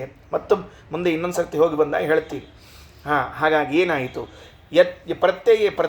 ಪ್ರತ್ಯಯ ಅನ್ನೋ ಶಬ್ದಕ್ಕೆ ವಿಶ್ವಾಸ. ಯದ್ಗುಣೇಶು ಉತ್ತಮಾನಂ ಪರಃ. ಅಲ್ಪ ಸ್ವಲ್ಪ ವಿಶ್ವಾಸ ಅಲ್ಲ, ಭಾರೀ ವಿಶ್ವಾಸ ಅಂದರೆ ಭಾರೀ ವಿಶ್ವಾಸ. ಯಾರಿಗೆ? ಉತ್ತಮರಾದವರಿಗೆ. ದೇವರ ಗುಣಗಳಲ್ಲಿ ಎಷ್ಟು ವಿಶ್ವಾಸ ಇದೆ ಅಂತನ್ನೋದಕ್ಕೆ ರಕ್ಷತೀತ್ಯೇವ ವಿಶ್ವಾಸ ತದೀಯೋಹಮಿತಿ ಸ್ಮೃತಿ ಶರಣಾಗತಿರೇಷಾ ಸ್ಯಾತ್ ವಿಷ್ಣು ಮೋಕ್ಷಫಲಪ್ರದ ಅಂತ ಒಂದು ಮಾತು. ಇದರದ್ದು ಮುಂದಿಂದು ಎರಡು ನೋಡ್ಕೊಂಡಂತೆ ಸತ್ಯ ಸಂಕಲ್ಪ ಏಕಃ ವರೇಣ್ಯ ವಶಿ, ಇವೆಲ್ಲ ಎರಡೂ ಮಾತುಗಳು ಸೇರಿಕೊಂಡು ದೇವರು ಒಮ್ಮೆ ಸಂಕಲ್ಪ ಮಾಡಿದ ಅಂದರೆ ಆ ಕೆಲಸ ಪೂರ್ಣ ಆಯಿತು ಅಂತ ಅರ್ಥ. ಅಬಾಧಿತವಾದ ಸಂಕಲ್ಪ. ದೇವರು ಸಂಕಲ್ಪ ಮಾಡಿದ ಮೇಲೂ ಕೆಲಸ ಆಗಿಲ್ಲ ಅಂತ ಇಲ್ಲಿ ತನಕ ಒಂದು ಡಿಸೈಡ್ ಆಗಿಲ್ಲ ರೀ, ಇಲ್ಲಿ ತನಕ ಎಲ್ಲೂ ನಿರ್ಧಾರ ಆಗಿಲ್ಲ ಅಂತ. ನಮಗಂತೂ ಹಂಗೆ ಸಿಕ್ಕಿಲ್ಲ ಅಂತ ಶಾಸ್ತ್ರ ಹೇಳ್ತದೆ. ಉಳಿದವ್ರಿಗೇನು ಗೊತ್ತಿಲ್ಲ. ನಾವೇನು ಸಂಕಲ್ಪ ಮಾಡಿದರೂ ಕೂಡ ಅವತ್ತಿನ ದಿವಸೇ ಮುರಿದು ಹೋಗಿರ್ತದೆ. ಮರುದಿವ್ಸದ ತನಕನೂ ಅಲ್ರಿ ಮತ್ತದು. ಇಲ್ಲ, ಇವತ್ತು ಸಂಕಲ್ಪ ಮಾಡಿದ್ರು 1 ತಿಂಗಳ ತನಕ ಪ್ರಯತ್ನ ಆಯ್ತು, ಮುಂದೆ ಹಂಗಿಲ್ಲೇ ಇಲ್ಲರಿ. ಯಾವತ್ತು ಸಂಕಲ್ಪ ಮಾಡ್ರೆ ಆ ಮುಂದಿನ ಕ್ಷಣಕ್ಕೋ ಮುಂದಿನ ತಾಸಿಗೋ ಅದು ಮುರಿದು ಹೋಗಿಬಿಟ್ಟಿರ್ತದೆ. ಕೆಲವ್ರು ಅಂದ್ಕೊಂಡಿರ್ತಾರೆ ಇವತ್ತಿನಿಂದ ಎದ್ದು ಬಿಟ್ಟು ಬೆಳಿಗ್ಗೆ ಬೇಗನೆ ದೇವ್ರ ಪೂಜಾದಿಗಳನ್ನೆಲ್ಲ ಮಾಡೋದು ಅಂತ, ಅಂದರೆ ನಾಳೆಯಿಂದ ಅಂತ ಹಿಂಗೆ ಅಂದ್ಕೊಂಡಿರ್ತಾರೆ. ಎದ್ದದ್ದ 8 ಗಂಟೆಗೆ ಎದ್ದಿರ್ತಾರೆ. ಯಾಕೆ ಲಘು ಹೇಳಲಿಲ್ಲ? ಏನು ದೇವ್ರ ಸಂಕಲ್ಪ, ನಿನ್ನ ಸಂಕಲ್ಪ ಏನಾಯ್ತು? ಮುರಿದು ಹೋಯ್ತು ಅಂತ ಹೇಳ್ತಾರೆ. ದೇವ್ರ ಸಂಕಲ್ಪ ಅಂತ ಹಾಕವ, ನಿನ್ನ ಸಂಕಲ್ಪ ಎಲ್ಲಿ ಹೋಯ್ತು ಹೇಳ್ಬೇಕಲ್ಲಪ್ಪ, ಮುರಿದೇ ಹೋಗಿದೆಯಲ್ಲ. ಹಾಗಾದ್ರೆ ನಮ್ಮ ಸಂಕಲ್ಪ ನಡೆಯೋದಿಲ್ಲ, ಅವನ ಸಂಕಲ್ಪ ನಡೀತಂತ ಆಯ್ತಲ್ಲ. ಅವನ ಸಂಕಲ್ಪ ಎಷ್ಟು, ಅವನ ಗುಣಗಳ ಮೇಲೆ ಎಷ್ಟು ವಿಶ್ವಾಸ ಅಂತ ಕೇಳಿದ್ರೆ, ಹಿರಣ್ಯಕಶಿಪು ಪ್ರಹ್ಲಾದರಾಜರನ್ನು ಪೀಡಿಸ್ತಾ ಇದ್ದಾನೆ. ಪೀಡಿಸುವಾಗ ಒಂದು ಮಾತು ಕೇಳ್ತಾನೆ, ಎಲ್ಲಿದ್ದಾನೋ ನಿನ್ನ ದೇವರು, ಇಲ್ಲಿದ್ದಾನಿಲ್ಲ, ಅದು ಮುಂದೆ ಹೇಳೋಣ, ಸತ್ಯ ಸಂಕಲ್ಪ ಹೇಳೋಣಂತೆ. ಆಗ ಪ್ರಹ್ಲಾದ ಒಂದು ಮಾತಂತಾನೆ, ಅಪ್ಪ ಈಗಲಾದರೂ ನಾನಿಷ್ಟು ವಿಶ್ವಾಸದಿಂದ ಹೇಳ್ತಿದ್ದೀನಿ, ದೇವರಿದ್ದಾನೆ, ಬರ್ತಾನೆ, ರಕ್ಷಣೆ ಮಾಡ್ತಾನೆ ಅಂತ ಇಷ್ಟು ವಿಶ್ವಾಸದಿಂದ ಹೇಳ್ತಿದ್ದೀನಿ. ಈಗಲಾದರೂ ನೀನು ಅವನ ಮೇಲೆ ಆ ಕ್ರೋಧವನ್ನು ಬಿಟ್ಟು, ದ್ವೇಷವನ್ನು ಬಿಟ್ಟು ಶರಣಾಗತನಾದರೆ ನಿನ್ನನ್ನು ಅವ ಸ್ವೀಕಾರ ಮಾಡ್ತಾನೆ ಅಂತ ನನಗೆ ವಿಶ್ವಾಸ ಇದೆ ಅಂತ ಹೇಳ್ತಾನೆ ಪ್ರಹ್ಲಾದ. ನೆನ್ಪಿಟ್ಕೊಳ್ರಿ, ಅದೊಂದು ಮಾತು ಬಹಳ ಅದ್ಭುತವಾದ ಮಾತು. ನನಗೆ ಆಶ್ಚರ್ಯ ಅನ್ನಿಸ್ತದೆ. ಯಾವ ಮೊಮೆಂಟ್ನಲ್ಲಿ ಹೇಳ್ತಾನೆ ನೋಡ್ರಿ, ಯಾವ ಸಂದರ್ಭದಲ್ಲಿ ಹೇಳ್ತಾನೆ ಅಂದರೆ, ಕೈಯಲ್ಲಿ ಖಡ್ಗವನ್ನು ತೆರೆದು ಅವನನ್ನು ಕೊಂದೇ ಬಿಡ್ತೀನಿ ನಿನ್ನ ಸ್ವಾಮಿನ ಅಂತ ತಿಳ್ಕೊಂಡು ಹೇಳಿದರೆ, ದೇವರನ್ನು ಕೊಲ್ತೀನಿ ಅಂತ ಮನಸ್ಸಿನ ತುಂಬ, ಬುದ್ಧಿಯ ತುಂಬ, ದೇಹದ ತುಂಬ ಕಾಣಿಸಿಕೊಳ್ಳುವಾಗ ಪ್ರಹ್ಲಾದ ಅಂತಾನೆ, ಒಂದು ಕ್ಷಣ ಅವನ ಮೇಲೆ ಕ್ರೋಧವನ್ನು ತ್ಯಾಗ ಮಾಡಿ ಒಂದೇ ಒಂದು ಸರ್ತಿ ಶ್ರೀಹರಿ ನೀನು ಶರಣಾಗತನಾಗಿದ್ದೇನೆ ಅಂತ ಅನ್ನು, ನಿನ್ನನ್ನು ಭಕ್ತತ್ವೇನ ಸ್ವೀಕಾರ ಮಾಡ್ತಾನೆ ಅಂತ ಹೇಳ್ತಾನೆ ಪ್ರಹ್ಲಾದ. ಅಂದರೆ ಯದ್ಗುಣೇಶು ಉತ್ತಮಾನಾಂ ಪರಃಪ್ರತ್ಯಯ. ಎಂಥ ವಿಶ್ವಾಸ ನೋಡ್ರಿ, ಎಂಥ ವಿಶ್ವಾಸ ಪ್ರಹ್ಲಾದರಾಜರಿಗೆ ಆ ಭಗವಂತನ ಗುಣಗಳಲ್ಲಿ. ದೇವರು ದಯಾಮಯ, ಕರುಣಾಮಯ, ರಕ್ಷಣೆ ಮಾಡೇ ಮಾಡ್ತಾನೆ ಅಂತ ತಿಳಿದುಕೊಂಡು ಅಂಥ ವಿಶ್ವಾಸದಿಂದ ಇದ್ದಾನೆ. ಅತ್ಯಯೋ ಯಸ್ಯ ಕೇನಾಪಿ ನ ಕ್ವಾಪಿ ಪ್ರತ್ಯಯೋ ಯದ್ಗುಣೇಶು ಉತ್ತಮಾನಂ ಪರಃ ಸತ್ಯ ಸಂಕಲ್ಪಯೇ ಕೋವರೇಣ್ಯೋಮಶಿ ಮತ್ಯನೋ ನೈಸದಾ ವೇದವಾದೋದಿತ ಪ್ರೀಣಯಾಮೋ ವಾಸುದೇವಂ ದೇವತಾ ಮಂಡಲ ಖಂಡಮಂಡಲಂ ಪ್ರೀಣಯಾಮೋ ವಾಸುದೇವಂ. ಯದ್ಗುಣೇಶು ಉತ್ತಮಾನಾಂ ಪರಃಪ್ರತ್ಯಯ. ಯಾವ ಭಗವಂತನ ಗುಣಗಳಲ್ಲಿ ದೊಡ್ಡವರಿಗೆ ಭಾರೀ ಭಾರೀ ವಿಶ್ವಾಸವೋ ಅಂಥ ಸ್ವಾಮಿ, ಅವನನ್ನು ಪ್ರಸನ್ನಗೊಳಿಸ್ರಿ, ಅವನನ್ನು ಪ್ರೀತಿಗೊಳಿಸ್ರಿ, ನಿಮಗೆ ಬೇಕಾದ ಪುರುಷಾರ್ಥಗಳು ದೊರೀತದೆ ಅಂತ ಎರಡನೇ ಮಾತು. ಮೂರನೇದು ಸತ್ಯ ಸಂಕಲ್ಪ ಏಕಃ ವರೆಣ್ಯ ವಶೀ. ದೇವರು ಹೆಂಗಿದ್ದಾನ? ಸತ್ಯ ಸಂಕಲ್ಪ. ಒಂದು ಸಾರ್ತಿ ಸಂಕಲ್ಪ ಮಾಡಿಕೊಂಡ್ರೆ ಯಾರು ಬಂದರೂ ತಿರುಗಿ ಅದನ್ನು ಇಲ್ಲ, ಕ್ಯಾನ್ಸಲ್, ಸಾರಿ ಅನ್ನೋ ಪ್ರಶ್ನೆಯೇ ಇಲ್ಲ. ಹೆಂಗಿದ್ದಾನವ? ಸತ್ಯ ಸಂಕಲ್ಪನಿದ್ದಾನೆ. ಒಂದು ದೃಷ್ಟಾಂತ ಹೇಳ್ತೀನಿ. ರಾಮಾಯಣ ನಡೀತಾ ಇತ್ತಂತ, ನಿಮಗೆಲ್ಲ ಪ್ರಸಂಗ ಗೊತ್ತಿರಬೇಕು. ರಾಮಾಯಣ ನಡೀತಾ ಇತ್ತು. ರಾಮಚಂದ್ರ ವನಕ್ಕೆ ಹೋಗಿದ್ನಂತ. ರಾಮ ವನಕ್ಕೆ ಹೋದಾಗ ಕೈಕೇಯಿ ಭರತನಿಗೆ ರಾಜನಾಗಬೇಕು ಅಂತ ಬಹಳ ಆಸೆ ಪಾಪ. ಕೊನೆಗೆ ಭರತ ಬಂದ. ಕೈಕೇಯಿಗೆ ಏನು ಮಾಡಿದೆ, ಎಂಥ ಕೆಲಸ ಮಾಡಿದೆ ಅಂತ ಅವಳ ಬಗ್ಗೆ ಬಹಳ ಬೇಸರ ಮಾಡಿಕೊಂಡ. ನನಗೇನು ರಾಜ್ಯ ಬೇಡ, ಏನು ಬೇಡ, ಆಳಿದ್ರೆ ರಾಮನೇ ರಾಜನಾಗ ಆಳಲಿ ಅಂತ ತಿಳ್ಕೊಂಡು ಹೇಳಿ ಅಯೋಧ್ಯೆಯಿಂದ ರಾಮ ಇದ್ದ ವನದವರೆಗೆ ನಡ್ಕೊಂಡು ಬಂದಿದ್ದಾನೆ. ಸೈನ್ಯವನ್ನು ತೆಗೆದುಕೊಂಡು ಬಂದಿದ್ದಾನೆ, ಕರೆದುಕೊಂಡು ಹೋಗಬೇಕು ಅಂತ ತಿಳಿದುಕೊಂಡು ಹೇಳಿ. ತಿರುಗಿ ಕರ್ಕೊಂಡು ಹೋಗ್ತೀನಿ ಅಂತ ವಿಶ್ವಾಸ. ಎಷ್ಟು ಗೊತ್ತಾ ಭರತನಿಗೆ? ಬಂಗಾರದ ಪಾದುಕೆಗಳನ್ನು ಮಾಡಿಸ್ಕೊಂಡು ಬಂದಿದ್ದಂಥ. ಚಪ್ಪಲಿ, ಸಾದಾ ಚಪ್ಪಲಿ, ಚರ್ಮದ್ದಲ್ಲ ಅಂತ ತಿಳ್ಕೊಂಡು ಹೇಳಿ ರಾಮನ ಸಲುವಾಗಿ ಬಂಗಾರದ ಪಾದಕ ಮಾಡ್ಕೊಂಡು ಬಂದಿದ್ದಂತ. ನನ್ನ ಮಾತು ಕೇಳ್ತಾನೆ ರಾಮ, ಈಗ ಬಿಟ್ಟು ಬಂದ್ಬಿಡ್ತಾನೆ. ನಾವು ಚಪ್ಪಲಿ ಆ ಬಂಗಾರದ ಪಾದಕ ಹಾಕ್ಕೊಂಡು ಅವ್ನು ಕರ್ಕೊಂಡು ಬಂದು ಮತ್ತು ರಾಜ್ಯದ ಮೇಲೆ ಕೂಡಿಸ್ಬಿಡ್ತೀನಿ ಅಂತ. ಇವ್ಗೆ ಎಷ್ಟು ಭರತಿಗೆ ಎಷ್ಟು ಹುಚ್ಚು ಅಂದರೆ ಅವ್ನಿಗೆ ಎಷ್ಟು ವಿಚಿತ್ರ ನೋಡ್ರಿ. ಅವ್ನ ವಿಶ್ವಾಸ ಭಯಂಕರ. ನನ್ನ ಮಾತು ಕೇಳಿಕತ್ತಾನೆ ರಾಮ ಅಂತ ತಿಳ್ಕೊಂಡು ಹೇಳಿ ಸೀದಾ ಬಂದ. ಎಲ್ಲ ಮಾತುಕತೆ ಆಯ್ತು. ಅಣ್ಣ ನಡಿ ಹೋಗೋ ನಡಿ ಅಂದ. ಎದಕ್ಕೂ ಒಂದು ಅಣ್ಣ, ಎಲ್ಲಿ ಹೋಗ್ಬೇಕು, ನೀ ಆರಾಮಿದ್ದಿ ಎಲ್ಲ ಮೊದಲು ಯೋಗಕ್ಷೇಮ ವಿಚಾರ ಮಾಡಿದ ಮೇಲೆ ಹೋಗೊಂಡು ಎದಕ್ಕೆ ಹೋಗ್ಬೇಕು, ಎಲ್ಲಿ ಹೋಗ್ಬೇಕು ಅಂದ. ಇಲ್ಲ ಮತ್ತೆ ಇದಕ್ಕೆ ರಾಜ್ಯಕ್ಕೆ ಹೋಗ್ಬೇಕಲ್ಲ, ರಾಜ್ಯ ಆಳ್ಬೇಕಲ್ಲ. ಬರೋದಿಲ್ಲ ಅಂದ. ಯಾಕೆ? ನಮ್ಮಪ್ಪಗೆ ಮಾತು ಕೊಟ್ಟೀನಿ, ನಮ್ಮವ್ವ ಕೈಕೇಯಿಗೆ ಮಾತು ಕೊಟ್ಟೀನಿ, ಆಕೆ ಕೈಕೇಯಿನೇ ಬಂದು ನಿಂತಾಳು ಹೊರಗೆ. ಇಲ್ಲ ಕೈಕೇಯಿ ಇಲ್ಲಂದ್ರು ನಮ್ಮಪ್ಪಗರ ಮಾತು ಕೊಟ್ಟಿನಲ್ಲ ನಾನು. ಏನಂತ? 14 ವರ್ಷ ವನವಾಸಕ್ಕೆ ಹೋಗಿ ಬರ್ತೀನಿ ಮಾತು ಕೊಟ್ಟಿದ್ನೋ ಇಲ್ಲೋ? ಅಲ್ಲ ಕೊಟ್ಟು ಖರೆ, ಯಾರಿಗೆ ಕೊಟ್ಟು? ಅವರೇ ಹೋಗಿಬಿಟ್ಟಾರಲ್ಲ ಈಗ ಅಂದ. ಮತ್ತೆ ಯಾರಿಗೆ ಕೊಟ್ಟಿದ್ದಪ್ಪ ಮಾತು? ದಶರಥಕ್ಕೆ ಕೊಟ್ಟಿದ್ದಿ. ನೀನು ಯಾರಿಗೆ ಮಾತು ಕೊಟ್ಟಿದ್ದೀಯೋ ಆ ದಶರಥ ಮಹಾರಾಜನೇ ಮೃತನಾಗಿ ಹೋಗಿದ್ದಾನೆ, ಇನ್ನೆಲ್ಲಿಯ ಮಾತು ಅಂದ. ಗೊತ್ತಾತಿಲ್ಲ ಹೆಂಗಿರ್ತಂತ ತಿಳ್ಕೊಂಡು ಹೇಳಿ. ಈಗ ಒಬ್ಬ ಯಾರೋ ಕೊಲೆಗಾರ ಇದ್ದಾನೆ ಅಂತ ಇಟ್ಕೊಳ್ರಿ. ಕೊಲೆಗಾರ ಇದ್ದಾನೆ, ಅವನಿಗೆ ಶಿಕ್ಷೆ ವಿಧಿಸಬೇಕಾಗಿದೆ ಕೋರ್ಟು. ಅಕಸ್ಮಾತ್ ಅವನೇ ಸತ್ತು ಹೋಗ್ಬಿಟ್ರೆ ಶಿಕ್ಷೆ ಯಾರಿಗೆ ವಿಧಿಸ್ಬೇಕು? ಕ್ಯಾನ್ಸಲ್ ಆಗೋಯ್ತದೆ, ಆಟೋಮೆಟಿಕ್ ತಾನೇ ಕ್ಯಾನ್ಸಲ್ ಆಯ್ತದೆ. ಹಾಗೆ ನೀ ಯಾರಿಗೆ ಮಾತು ಕೊಟ್ಟಿದ್ದೀಯೋ ಅವರೇ ಹೋದ ಮೇಲೆ ಇನ್ನೆಲ್ಲಿಯ ಮಾತು ಹೊರಟೋಯ್ತು. ಅದರಿಂದ ನೀ ಬಾ ಅಂತ ಹೇಳಿದರೆ, ಸತ್ಯ ಸಂಕಲ್ಪಗೆ ಕೋವರೇಣ್ಯೋ ವಶಿ ಮತ್ಯನೋ ನೈಸದ ವೇದವಾದೋದಿತಾಗ. ಇಲ್ಲ ಅಂದ. ನಾನು ಸತ್ಯ ಸಂಕಲ್ಪ. ರಾಮ ಹೇಳೋ ಮಾತು ಬಹಳ ಚೆನ್ನಾಗಿದೆ ನೋಡು. ಮಾತು ಕೊಡುವಾಗ ಕೊಡುವನೊಬ್ಬನು ತೆಗೆದುಕೊಳ್ಳುವನೊಬ್ಬನು ಇಬ್ಬರು ಇರ್ತಾರಲ್ವ. ಏನಿರ್ತದೆ ಮಾತು ಕೊಡೋ ಕಾಲಕ್ಕೆ? ನಾನೊಂದು ಪ್ರತಿಜ್ಞೆ ಮಾಡಿದೆ ಅಂತ ಇಟ್ಕೊಳ್ರಿ. ನಿಮ್ಮ ಹತ್ರ ನಾನೊಂದು ಪ್ರತಿಜ್ಞೆ ಮಾಡಿದಾಗ ನಿಮಗೆ ಮಾತು ಕೊಟ್ಟಿದ್ದೀನಿ ಅಂದರೆ ಆ ಮಾತು ಕೊಡುವಿಕೆಯಲ್ಲಿ ನಾನೂ ಇನ್ವಾಲ್ವ್ ಆಗಿದ್ದೀನಿ, ನೀವು ಇನ್ವಾಲ್ವ್ ಆಗಿದ್ದೀರಿ. ದಶರಥ ಎಷ್ಟು ಬಾಧ್ಯನೋ ರಾಮಚಂದ್ರನೂ ಅಷ್ಟೇ ಬಾಧ್ಯ ಅದಕ್ಕೆ. ರಾಮ ಅಂದ, ಮಾತು ತೆಗೆದುಕೊಂಡವನು ಹೋದ್ರೇನಾಯಿತು, ಕೊಟ್ಟವನಂತರೂ ಇನ್ನೂ ಉಳಿದಿದ್ದಾನಾದ್ದರಿಂದ ನಾನು 14 ವರ್ಷ ವನವಾಸಕ್ಕೆ ಹೋಗಿಯೇ ಬರ್ತೀನಿ. ಅಲ್ಲ ಮತ್ತೆ ನನಗೆ ಮಾತು ಕೊಟ್ಟಿಯಲ್ಲ, ಏನಂತ, ರಾಜ್ಯಕ್ಕೆ ಬರ್ತೀನಿ ಅಂತ ತಿಳ್ಕೊಂಡು, ಈಗೂ ಕೊಡ್ತೀನಿ ಮಾತನ್ನು, ನಿನಗೆಲ್ಲಿ ಕೊಡೋದಿಲ್ಲ ಅಂತ, 14 ವರ್ಷ ಆದಮೇಲೆ ಬರ್ತೀನಿ, ಅಷ್ಟೇ ಮುಗಿದು ಹೋಯ್ತು ಅಂತ ಹೇಳಿ ಸಂಕಲ್ಪವನ್ನು ಕೆಡಿಸಲಿಲ್ಲ, ವಿಚಲಿತಗೊಳಿಸ್ತಿಲ್ಲ, ಕ್ಯಾನ್ಸಲ್ ಮಾಡಲಿಲ್ಲ. ನೋಡ್ರಿ ನಮ್ದೆಲ್ಲ ಹೆಂಗಿರ್ತದೆ ಅಂದರೆ, ಗಂಗಾಕ್ಕೋ ಯಮನಾಕ್ಕೋ ಹೋಗಿರ್ತೀವಿ, ಸ್ನಾನಕ್ಕೆ ಹೋಗ್ಬೇಕು, ನೀರು ಭಾಳ ತಣ್ಣಗವ ಅಂತ್ರಿಪ ಅಂತ ಇಷ್ಟಂದ್ರೆ ಸಾಕು, ಬಿಸಿನೀರು ತೊಗೊಂಡು ಭಡಕ್ನೆ ಸ್ನಾನ ಮಾಡಿ ಮುಗಿಸಿ ಇಲ್ಲಿ ಬರೋದು ಅದೇ, ಅಲ್ಲಿ ಬರೋದು ಅದೇ, ಎಲ್ಲಿ ಆದರೆ ಏನ್ರಿ ಅಂಥೇಳಿ ನಾವು ಅಷ್ಟೇ ಯಮುನಾ ಸ್ನಾನ ಮಹಂಕರಿ ಸಂಕಲ್ಪ ಹೋಯ್ತು ನಮ್ದಲ್ಲಿಗೆ, ಎಲ್ಲ ಮುಗೀತಲ್ಲ ಅಲ್ಲಿ ಕೆಲಸ. ಹಾಗೆ ಮಾಡಿದ್ದ ದೇವರು ಇಲ್ಲ. ರಾಮಾವತಾರ ಒಂದೇ ಅಲ್ಲ, ಕೃಷ್ಣಾವತಾರ ಮತ್ತೊಂದು ಯಾವ ಅವತಾರ ಇದ್ದರೂ ಕೂಡ ದೇವರು ಸತ್ಯ ಸಂಕಲ್ಪ. ಯಾರು ಎಷ್ಟು ಫೋರ್ಸ್ ತಂದರು, ಯಾರೆಷ್ಟು ಕಾಲು ಎಳೆದ್ರು, ಯಾರೆಷ್ಟು ಕಾಲಿಗೆ ಬಿದ್ದರು, ಅದನ್ನೇನು ವ್ಯತ್ಯಾಸ ಮಾಡೋದಿಲ್ಲ ದೇವರು. ಅತ್ಯಯೋ ಯಸ್ಯ ಕೇನಾಪಿ ನ ಕ್ವಾಪಿ ಪ್ರತ್ಯಯೋ ಯದ್ಗುಣೇಶು ಉತ್ತಮಾನಂ ಪರಃ ಸತ್ಯ ಸಂಕಲ್ಪಗೆ ಕೋವರೇಣ್ಯೋ ವಶಿ ಮತ್ಯನೋ ನೈಸದಾ ವೇದವಾದೋದಿತಃ ಪ್ರೀಣಯಾಮೋ ವಾಸುದೇವಂ ದೇವತಾಮಂಡಲಾಖಂಡಮಂಡಲಂ ಪ್ರೀಣಯಾಮೋ ವಾಸುದೇವಂ.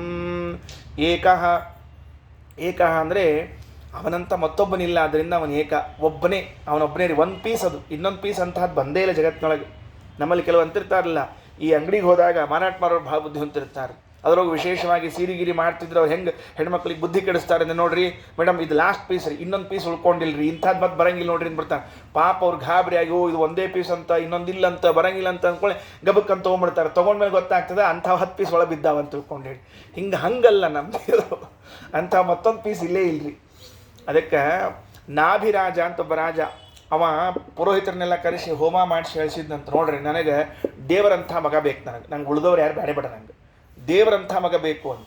ಇವರು ಹೋಮ ಮಾಡಿದ್ರು, ಅವ್ರಿಗೆ ಗೊತ್ತಿತ್ತು ರೀ ದೇವರಂಥ ಇನ್ನೊಂದು ಪೀಸ್ ಇಲ್ಲಿ, ಇನ್ನೊಂದು ಪೀಸ್ ಇಲ್ಲಿ ಗೊತ್ತಿತ್ತು. ದೇವ್ರನ್ನ ಕರೆಸಿದ್ರು, ಸ್ವಾಮಿ ಈ ರಾಜ ಅವ್ನು ನಿನ್ನಂಥವು ಬೇಕಂತ ಎಲ್ಲಿಂದ ಕೊಡಲಿ ಅಂತ ಕೇಳಿದ್ರು. ನನ್ನಂಥವು ಇನ್ನೊಬ್ಬ ಇಲ್ಲೇ ನಾರು ಎಲ್ಲಿಂದ ಕೊಡಲಿ ಅಂತ ನಾವು ದೇವರು.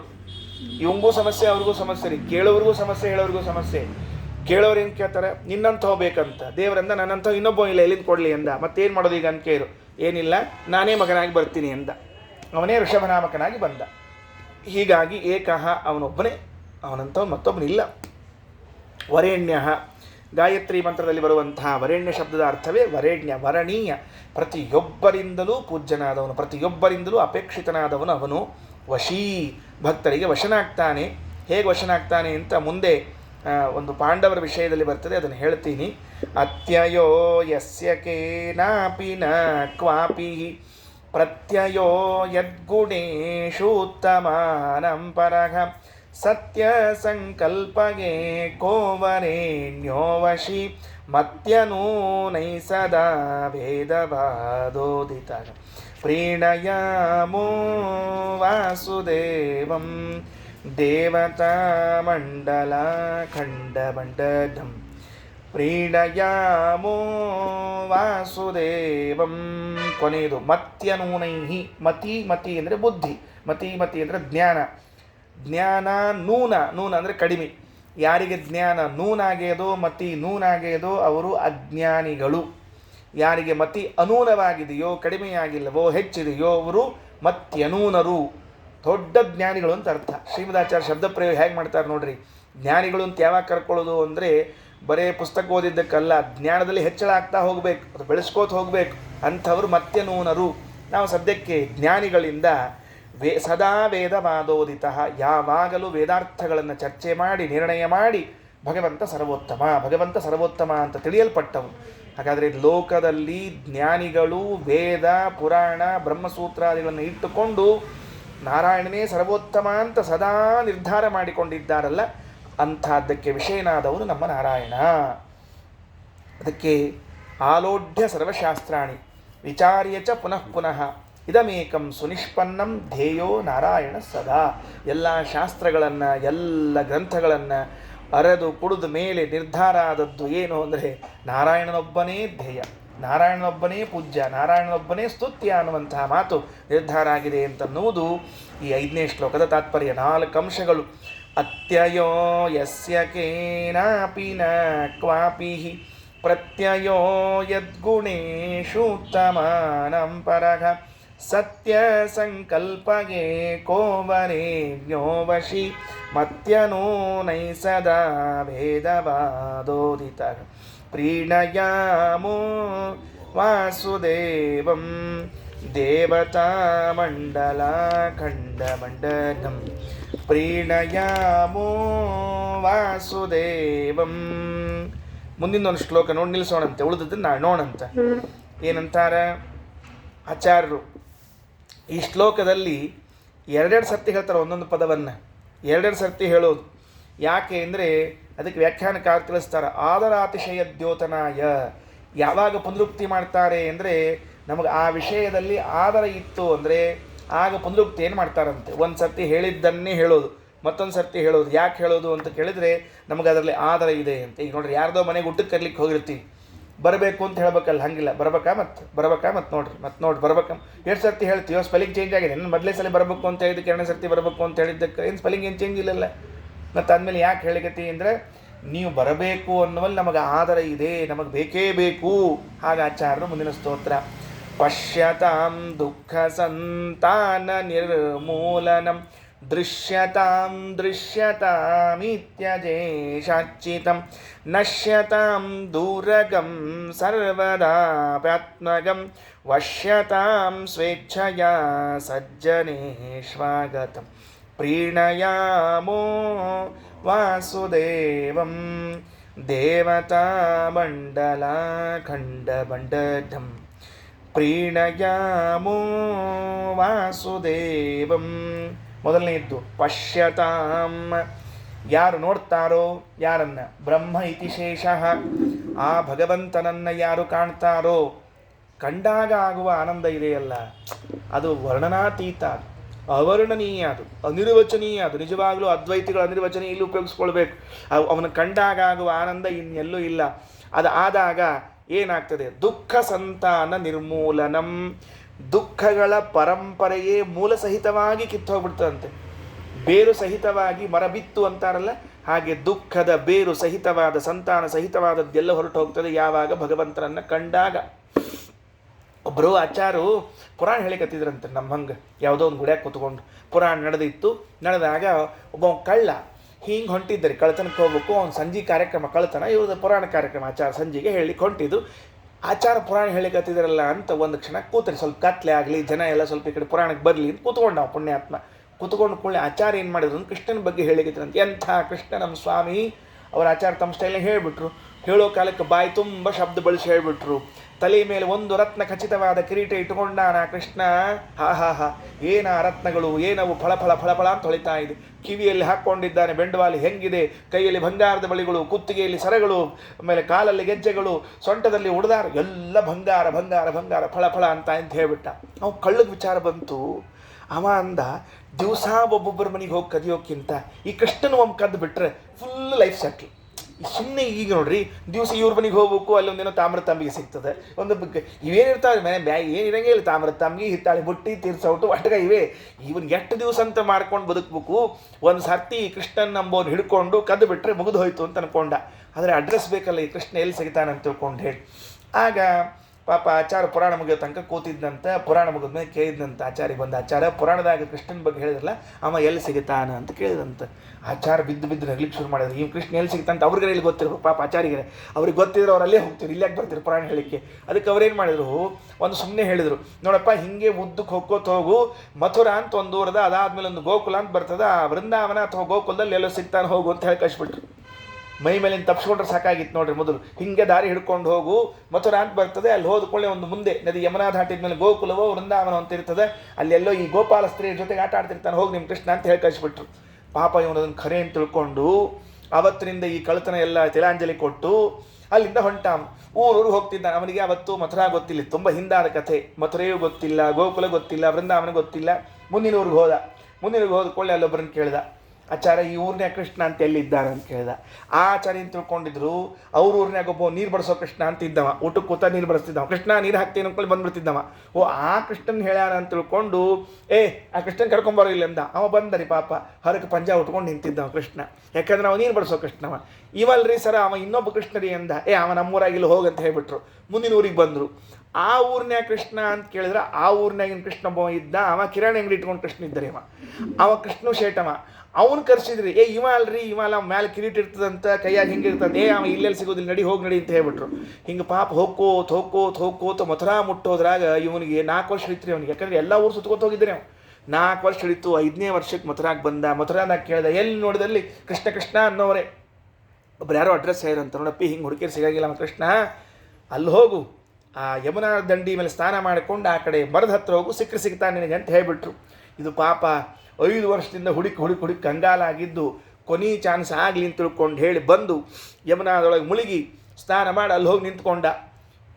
ಮರದ ಬುಡಕ್ಕೆ ಕೂತಿದ್ರೆ ಅಲ್ಲಿ ಹೋಗಿ ನೋಡಿದ, ಯಾರು ಕಾಣಿಸ್ಲಿಲ್ಲ. ಮರದ ಬುಡಕ್ಕೆ ಕೂತ್ಕೊಂಡ. ಅವ ಅಂದ, ಇನ್ನೊಮ್ಮೆ ತಿರುಗಿ ಊರಿಗೆ ಹೋಗಿ ಆ ಪುರಾಣ ಹೇಳಿದ ಆಚಾರ್ಯ ಹಿಡ್ಕೊಂಡು ಹೊಡಿಬೇಕು ಮೊದಲು ಅಂದವ.